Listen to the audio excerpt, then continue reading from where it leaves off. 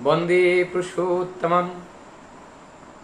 आज कुछ सत्संग के इतिहास आत्मक कथाओं को लेकर चर्चा करेंगे। परमदयाल श्री श्री ठाकुर जी को लेकर विश्व गुरु उत्सव 1918 में बड़े धूमधाम से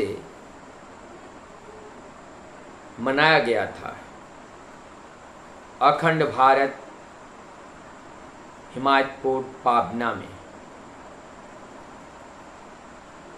उस विश्व गुरु उत्सव के बाद मानो एक बहुत बड़ा प्लावन पूर्व भारत में आ चुका था। एक आध्यात्मिक नव चेतना का जुआर आ चुका था। ठाकुर जी का उम्र उस समय 30 वर्ष और एक महाप्लावन का समय। ये ठाकुर जी का समाधि के अंतिम समय भी चल रहा था। ठाकुर जी का समाधि 1321 साल बंगला से शुरू हुआ था, अर्थात जब ठाकुर जी का उम्र 26 वर्ष के थे तब ये भाव समाधि शुरू हुआ था। ये सिलसिला चलता रहा। ठाकुर जी के अनेकों अलौकिक दैविक गतिविधियों के बारे में लोगों के घर घर तक, जन जन तक इससे अलौकिक दैविक ऐश्वरिक जो लीला हो रही थी उसका खबर सबके पास पहुंच रहा था। और ये सुनकर धर्म पिपासु, ज्ञानी, जिज्ञासु सब लोग ठाकुर जी के पास आ रहे थे और इस ठाकुर जी के मिशन को मूर्त करने के लिए उस समय कुछ पत्रिका प्रकाशित हुआ था। पहला पत्रिका का नाम सत्संगी मासिक पत्रिका, सत्संगी पत्रिका के नाम से, और जिसके परिचालक श्रद्धेय श्री सुशील चंद्र बसु जी थे। उनकी परिचालना में इनका पब्लिशिंग कलकत्ता से ही हुआ था, ईरा पब्लिशिंग हाउस से। और ठाकुर जी के जो भावधारा है उसका प्रचार इसी पत्रिका के माध्यम से हो रहा था। लेकिन किसी कारणवश एक वर्ष पूरा नहीं हो पाया, तब तक ये पत्रिका बंद हो गया। इसके बाद सुपथ नाम से दूसरा पत्रिका का प्रकाशन हुआ। कुछ दिनों तक ये पत्रिका भी चला और इस पत्रिका में सुपथ के लिए एक लेख निकला करता था। आज मैं उस सुपथ के उस लेख को बताने जा रहा हूं। यहां बताते हैं हमारा देह पूर्ण कब होती है। हमारा देह पूर्ण तब होता है जब पूर्ण मन को गठन कर लेते हैं, अर्थात हमारे देह के अंदर मन है और वो मन केवल प्रभु के लेकर ही रहेगा। एक मत होकर तो देह की पूर्णत्व कब है? जो मन को पूर्ण कर लिया, स्थिर कर लिया। अब कह रहे हैं कि मन पूर्ण कब है? जब उस मन को आध्यात्मिक कार्य के उपयोगी बना लिए तो मन पूर्ण है। और आध्यात्म पूर्ण कब है? जब हम उस परम सत्ता के अलावा और कुछ चिंतन विचरण करने की शक्ति सामर्थ्य हमारे अंदर ना हो। अब देखिए कितनी सुंदर बातें इसमें और आगे बता रहे हैं। जो हमारा अन्न है, वस्त्र है, गृह है, अन्न है, वस्त्र है और गृह है। अन्न कौन पाते हैं? देह पाता है। वस्त्र कौन पहनता है? देह पहनता है। गृह में कौन रहता है? हाँ, शरीर रहता है। अब कहते हैं ये जो, अब ये शरीर के लिए तो अन्न हो गया, वस्त्र हो गया, मकान हो गया। रोटी, कपड़ा और मकान किसके लिए चाहिए? इससे शरीर के लिए चाहिए। लेकिन मन के लिए क्या चाहिए? मन के लिए क्या चाहिए? मन के लिए चाहिए सत्य चिंता। मन के लिए सत्य चिंता चाहिए। और मन के लिए जब सत्य चिंता चाहिए, और आत्मा के लिए क्या चाहिए? आत्मा के लिए चाहिए साधना। आत्मा के लिए साधना चाहिए। और जब मन हमारी सत्य चिंता करती है, और आत्मा के लिए साधना का अर्थ है निर्मलता को उन्हें चाहिए, साधना, उनकी साधना चाहिए। क्योंकि आत्मा तब खुश होते हैं साधना के द्वारा। हमारी जो अग्रहण यज्ञ वस्तुओं को जो हम धारण कर रखे हैं,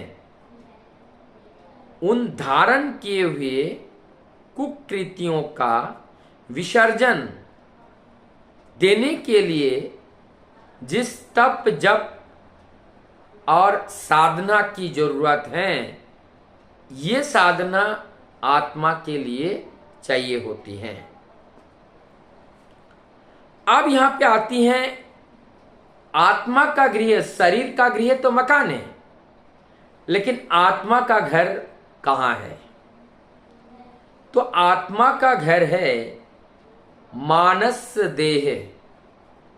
आत्मा का घर है मानस देह, और मानस देह यह आत्मा का घर है। और आत्मा का उस मानस देह की, यानी कि मन, जो सत्य के साथ संलग्न रहते हैं, वो आत्मा का गृह है। और यहां पर मानस देह का गृह कहां, क्या है? मानस देह का गृह है ये स्थूल शरीर। मानस देह का स्थूल शरीर है। और इस मानस देह का स्थूल शरीर, और यहां पर जो हमारी आत्मा का जो गृह है वो मानस देह है।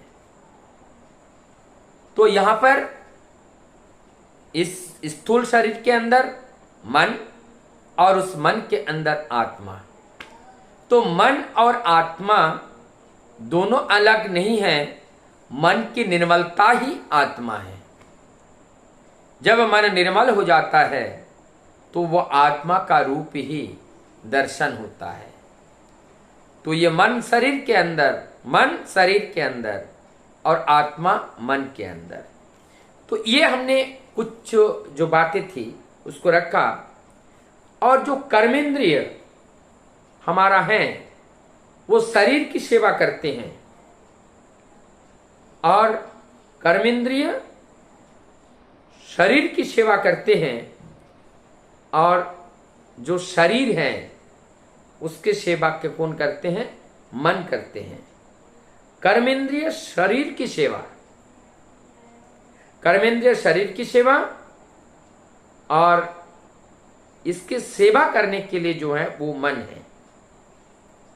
और मन का जो सेवा है वो आत्मा, और आत्मा जहां पर सेवित नहीं किया जा रहा है, सेवा नहीं किया जा रहा है, और मन वहां पर दुर्बल होते हैं। जहां आत्मा का मन सत्ता के रक्षण नहीं की जा रही है, सत्ता संवर्धन नहीं हो रहा है, सत्ता के रक्षण नहीं हो रहा है, मन वहां पर दुर्बल हो जाता है और शारीरिक एक अभाव का बोध होता है। सब कुछ रहने के बावजूद भी जो अंदर से एक खोखलापन का एहसास होता है, वो तब होता है जब आत्मा मन में स्थिर नहीं हो पाते हैं तब। तो इसीलिए कब स्थिर नहीं हो पाते हैं? जब वो मलिन रहते हैं।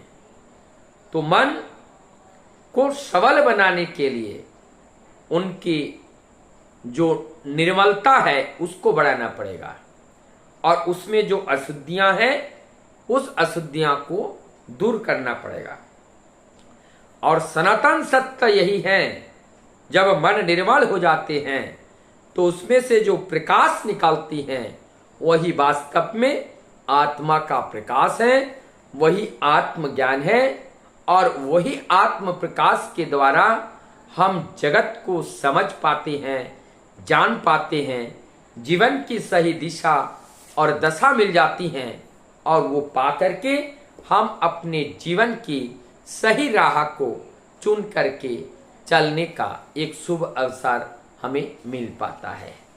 तो ये कुछ बातें हमारी सत्संग का शुरुआती समय में कुछ बातें थी, जिस बात को रखने का प्रयास किया, और इसमें कुछ हेडलाइन बन के कल्याण के जो गल्प की एक कथा आती थी पत्रिकाओं में, मुक्ति की क्या क्या मुक्ति के बारे में बातें हैं, सुपथ की क्या क्या संकेत हैं, ये सारी बातें जो हैं उस पत्रिका में निकाला करते थे।